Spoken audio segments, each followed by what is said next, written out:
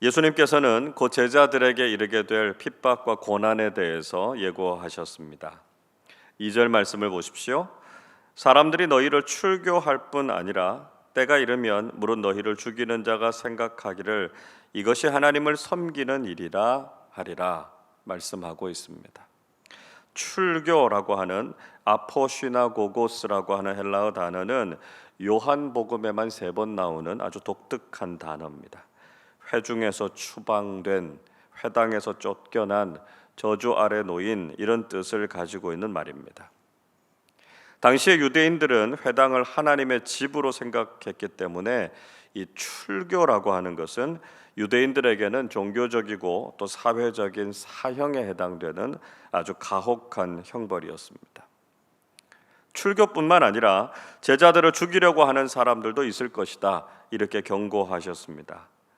제자들이 장차 경험하게 될 일들이 얼마나 무섭고 끔찍한 일이 될 것인가 하는 것을 예수님께서 미리 알려준 것이었습니다. 예수님께서는 혹시 이런 일들이 일어나게 되더라도 두려워하거나 시험에 들지 않도록 하기 위해서 제자들에게 아주 단단히 대비하게 하셨던 것이죠. 그런데 이렇게 제자들을 핍박하는 사람들은 어떤 생각을 가지고 있었을까요? 오늘 2절 말씀 끝부분 보시면 그들은 그렇게 하는 것이 하나님을 섬기는 일이다, 이렇게 생각하고 있었습니다. 유대인들이 가진 잘못된 열정은 사람을 죽이는 일도 서슴지 않았습니다. 왜 이들이 이런 일까지 하게 되었을까요? 3절은 이렇게 말씀하죠. 그들이 이런 일을 할 것은 아버지와 나를 알지 못함이라 말씀하고 있습니다. 그들이 하나님과 예수님을 아는 지식이 없었기 때문이었습니다. 그들이 겉으로는 종교 생활을 하고 있었지만 그들은 하나님의 뜻을 몰랐고요, 예수님을 하나님의 아들로 믿지 않았습니다. 그래서 자신들의 잘못된 생각으로 예수님을 십자가에 못 박아 돌아가시게 했고 예수님을 믿는 사람들을 박해했던 것이죠. 그렇게 하고도 그것이 하나님을 위한 일이다, 그렇게 자신하고 있었습니다. 그러나 정작 그런 일들은 하나님의 뜻을 거스르는 일이었다라고 하는 것이죠. 지금도 이런 잘못을 저지를 수 있는 가능성이 있다라고 하는 것을 우리는 주의해야 한다는 것입니다. 기독교 신앙을 가지고 있다고 하는 사람들이나 교회들조차도 오히려 하나님의 뜻을 제대로 분별하지 못하고 하나님을 거역하는 사람들이 있습니다.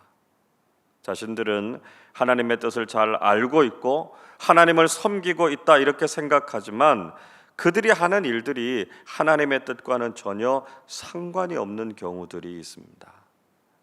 자신들의 잘못된 욕망이나 신념을 따르거나 세속적인 유익을 위해서 오히려 하나님을 이용하려고 하는 사람들이 있다는 것이죠. 우리도 이런 잘못을 저지를 수 있다라고 하는 것을 알고 늘 겸손해야 합니다. 날마다 하나님의 말씀을 묵상하면서 무엇이 하나님의 뜻인가 하는 것을 물어야 되죠. 우리가 정말 하나님을 바르게 섬기고 하나님을 위해서 사용되는 사람들이 되실 수 있기를 바랍니다. 예수님께서는 이런 상황 속에서 예수님께서 제자들을 떠나시는 것이 유익하다, 이렇게 말씀하셨습니다. 7절을 같이 읽어보겠습니다. 그러나 내가 너희에게 실상을 말하노니 내가 너희를 떠나가는 것이 너희에게 유익이라. 내가 떠나가지 아니하면 보혜사가 너희에게로 오시지 아니할 것이요 가면 내가 그를 너희에게로 보내리니. 예수님께서 떠나실 것이다 라고 하는 말씀을 듣고 근심하고 있는 제자들에게 예수님께서는 오히려 떠나시는 것이 더 유익하다 말씀하셨습니다. 자, 그 이유가 무엇일까요? 예수님께서 떠나지 않으시면 보혜사이신 성령님께서 오시지 않으실 것이기 때문이었습니다. 비록 예수님께서는 제자들을 떠나시겠지만 예수님의 영이신 성령님께서 오셔서 그들과 함께 하실 것이다, 이렇게 위로해 주셨던 것이죠. 왜 예수님께서 떠나시고 성령님께서 오시는 것이 제자들에게 더 유익한 일이 될 수 있을까요? 우선 예수님은 육신을 입으신 분이셨고요. 성령님은 영이시기 때문입니다. 그래서 육신으로 오신 예수님은 시간과 공간의 제약을 받으시는 분이시죠. 그러나 성령님께서는 시간과 공간 모든 제약을 다 뛰어넘어서 모든 사람들에게 모든 공간 속에 임재하시는 분이시기 때문입니다. 둘째로 성령님께서는 진리를 깨닫게 하시는 영이시기 때문에 지금까지 제자들이 알지 못했던 것들을 성령님을 통해서 깨닫게 되기 때문이었습니다. 제자들은 예수님과 함께 있었지만 예수님의 말씀과 그 뜻을 제대로 알지 못할 때가 많았습니다. 그러나 성령님께서 그들의 영적인 눈을 열어주시면 하나님의 뜻을 분명하고도 확실하게 깨달을 수 있었기 때문이었습니다. 셋째로 예수님께서 이루어 놓으신 이 객관적인 구원의 사역을 모든 사람들이 주관적으로 받아들일 수 있는 역할을 하시는 분이 바로 성령님이시기 때문입니다. 누구든지 성령님께서 그 안에 계시면 예수님의 십자가 사건을 자신의 구원의 사건으로 믿게 되는 것이죠. 그래서 모든 사람들을 구원하시기 위한 본격적인 사역이 성령님께서 오심을 통해서 이루어졌기 때문이었습니다. 예수님께서는 성령님의 사역에 대해서 몇 가지를 소개하고 계십니다. 우선 성령님께서는 세상을 책망하실 것이다 이렇게 말씀하셨죠. 8절을 보십시오. 그가 와서 죄에 대하여 의에 대하여 심판에 대하여 세상을 책망하시리라 말씀합니다. 성령님께서 오시면 세상, 즉 하나님을 믿지 않고 대적하는 사람들을 책망하실 것이다 라고 말씀하죠. 성령님께서 세상을 책망하시는 주제는 세 가지였습니다. 죄, 의, 심판에 대해서 세상을 책망하시겠다 말씀하고 계십니다. 9절의 말씀 보시면 죄에 대해서 책망하신다라고 하는 것은 사람들이 예수님을 믿지 않았기 때문이었습니다. 이 세상에서 가장 큰 죄는 다른 그 어떤 범죄가 아니고요, 예수님을 구원자로 믿지 않는 것입니다. 아무리 착하고 선하게 산다고 하더라도 예수님을 믿지 않고는 우리가 결코 죄의 문제를 해결할 수 없다라고 하는 것을 알아야 하는 것이죠. 10절 말씀 보시면 의에 대해서 책망하신다라고 하는 것은 이제 예수님께서 하나님 아버지께로 가실 것이기 때문이다 말씀하셨습니다. 의라고 하는 것, 하나님과의 바른 관계를 뜻한다 하는 말씀 드렸습니다. 예수님께서 하나님께로 가신다라고 하는 것은 예수님께서 십자가에서 죽으시는 것으로 끝나는 것이 아니라는 것이죠.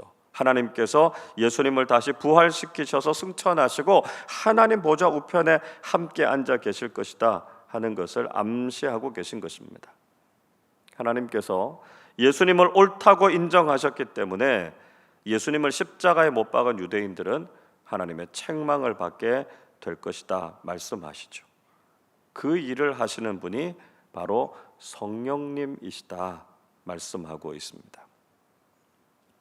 11절 말씀 보시면 심판에 대해서 책망하신다라고 하는 것은 이 세상의 임금이 심판을 받았기 때문이었습니다. 이 세상의 임금이 가리키는 건 사탄을 의미하죠. 사탄이 세상의 모든 권세를 다 장악하고 있지 않습니까? 무엇보다 죽음이라고 하는 것으로 모든 사람들을 다 다스리고 있습니다. 그러나 예수님께서는 마귀의 일을 멸하셨고요, 성령님께서는 예수님의 승리를 모든 사람들에게 알게 하실 것이기 때문이었다 말씀하고 있죠. 그래서 성령님께서 이 땅에 오셔서 죄와 의, 심판에 대해서 책망하실 것이다 말씀하셨습니다. 예수님께서는 지금은 제자들이 이 모든 것을 다 알지 못하지만 진리의 성령님께서 오시면 모든 것을 알게 될 것이다 약속하셨습니다.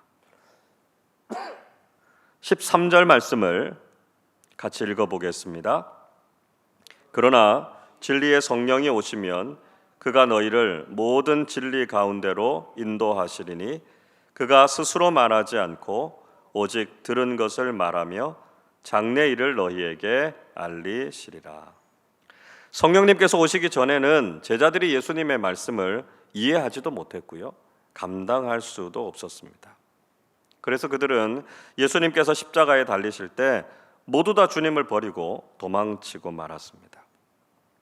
그러나 그들의 오순절 성령 강림 사건을 경험하고 난 이후에는 담대하게 주님의 복음을 전하는 사람들이 됐습니다. 왜냐하면 성령님은 진리의 영이시고요, 그들을 진리로 인도하셨기 때문이었습니다. 진리의 영이신 성령님께서는 하나님의 뜻과 예수님의 복음을 가르치셨고요, 제자들이 비로소 그 진리를 깨닫게 됐던 것이죠. 그래서 그들은 이제 결코 진리를 떠나지 않게 됐고, 진리의 복음을 전하는 일에 자신들의 생명과 모든 것을 다 헌신할 수 있게 됐던 것입니다. 여러분, 예수를 믿고 살아가는 우리의 삶에도 위기와 핍박이 도사리고 있습니다. 세상과 사탄만이 아니라 때로는 잘못된 기독교 신앙을 가지고 있는 사람들조차도 우리를 향해서 공격하는 시대를 살아가고 있습니다. 예수님은 우리 곁을 떠나셨지만 우리에게는 여전히 소망이 충만합니다. 왜냐하면 하나님의 영이시고 예수 그리스도의 영이신 성령님께서 지금도 우리 가운데 임재하고 계시기 때문입니다. 진리의 영이신 성령님의 인도하심을 받을 때 우리는 진리를 깨닫게 되고 하나님의 보호하심을 경험하면서 살아가게 됩니다. 성령님께서는 세상과 사탄을 책망하시고 우리에게는 참된 승리를 허락해 주실 줄로 믿습니다. 오늘도 진리이신 성령님과 늘 동행하면서 복음의 진리로 세상과 맞서서 승리하는 그리스도인들이 되시기를 주님의 이름으로 축원합니다. 기도하겠습니다. 사랑의 하나님 아버지, 예수 그리스도를 보내주셔서 우리의 구원의 길을 열어주시고 진리이신 성령님을 보내주셔서 예수님을 믿고 구원에 이르게 하심을 감사드립니다. 세상은 하나님을 알지 못해서 우리를 대적하고 공격하지만 보혜사 성령님께서 저희들을 보호하시고 인도해 주셔서 늘 바른 길을 걸어가게 해 주옵소서. 오늘도 저희들이 진리의 성령님과 동행하게 하셔서 세상을 책망하고 하나님의 뜻을 세상에 전하는 삶 살게 하여 주옵소서. 우리가 장차 있게 될 일들을 깨달아 알게 하시고 말씀과 성령 안에서 영적인 무장을 단단히 하게 하셔서 진리로 승리하는 우리 모두 되게 하여 주옵소서. 감사드리며 우리 주님 예수 그리스도의 이름으로 기도하옵나이다. 아멘.